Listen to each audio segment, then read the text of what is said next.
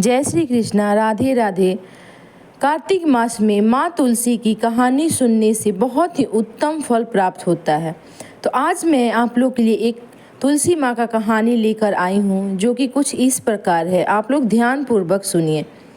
कार्तिक मास में एक बुढ़िया माँ सुबह उठ के ब्रह्म मुहूर्त में स्नान करके और माँ तुलसी की पूजा किया करती थी, और दोनों टाइम सुबह शाम दीपदान करना, तुलसी माँ को जल से सींचना, धूप आदि नैवेद्य चढ़ाकर माँ तुलसी की पूजा किया करती थी।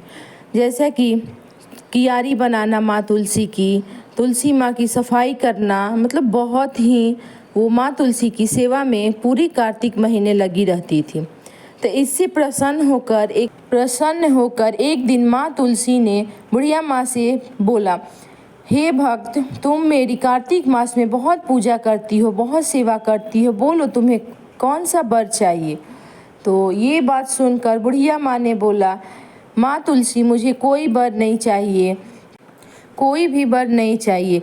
फिर माँ तुलसी के बहुत कहने के बाद भी बुढ़िया माँ ने मना कर दिया। फिर माँ तुलसी वहाँ से अंतर्ध्यान हो गई। फिर दूसरे दिन माँ तुलसी प्रकट हुई और बोली, तुम मेरा कार्तिक मास में बहुत पूजा की हो, तुम कोई भी वर मांगो मैं पूरा करूँगी। तो फिर बुढ़िया माँ बोली, नहीं, मेरा कोई नहीं है, मेरे अलावा मेरे पास कोई नहीं है, मुझे कुछ भी नहीं चाहिए, धन दौलत घर महल पैसा कुछ भी नहीं चाहिए। फिर माँ तुलसी बोली, उसके अलावा अगर कुछ चाहिए तो बोलो। तो बुढ़िया माँ ने बोला कि मुझे बस एक ही वरदान चाहिए। तो माँ तुलसी बोली, बोलो कौन सा वरदान चाहिए। तो फिर बुढ़िया माँ ने बोला कि एकादशी का मरण, द्वादशी का तरण, और जब भी मैं मरूं तो कंधा कृष्ण भगवान का चाहिए। तो ये सुन के माँ तुलसी बोली कि ठीक है, मैं ये वरदान देती हूँ। फिर बुढ़िया माँ बहुत खुश हो गई। फिर तुलसी माँ ये वरदान दे करके चली गई और धीरे धीरे वो सूखने लगी।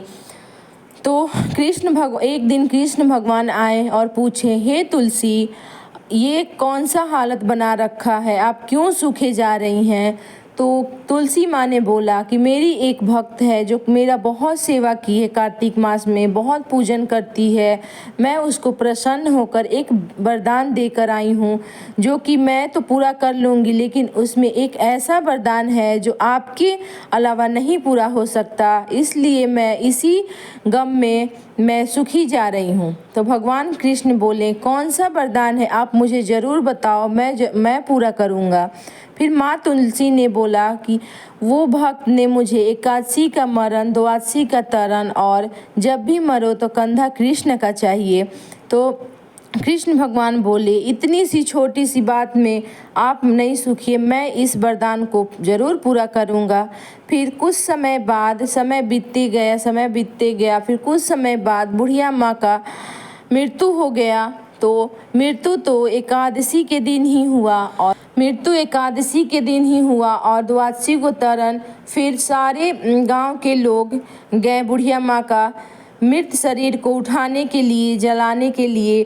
तो बुढ़िया माँ का मृत शरीर उठ ही नहीं रहा था। सारे लोग गांव के परेशान हो गए, एक से एक लोगों को बुलाया गया, लेकिन टस से मस नहीं हुआ बुढ़िया माँ का मृत शरीर।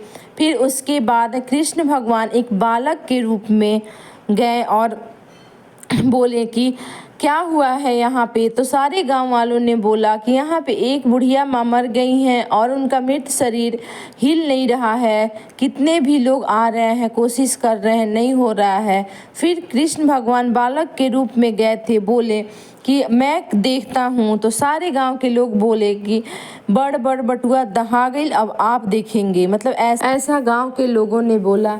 फिर बालक के रूप में कृष्ण भगवान जिद करके गए और जैसे ही अपना मृत शरीर हल्का हो गया और सारे गांव के लोग देखते रह गए। फिर सारे गांव के लोग और कृष्ण भगवान ने अपना कंधा दिया और इसी प्रकार से माँ तुलसी का दिया हुआ वरदान पूरा हुआ और बुढ़िया माँ वैकुंठ को प्राप्त हुई। तो जो लोग भी कार्तिक मास में माँ तुलसी की सेवा अर्चना करता है और माँ तुलसी की कहानियाँ सुन, उन्हें भी मनवांछित फल प्राप्त होता है और वो सीधे बैकुंठ को प्राप्त होते हैं। तो बोलिए तुलसी महारानी की जय। तो चलिए, अगर आप लोग को ये कहानी पसंद आया होगा तो प्लीज़ आप लोग मेरे चैनल को सब्सक्राइब कर दीजिए और कमेंट में जय माँ तुलसी लिखना नहीं भूलिए। इसी प्रकार से आप लोग के लिए बहुत सारी कहानियाँ और भजन मैं लेकर आऊँगी।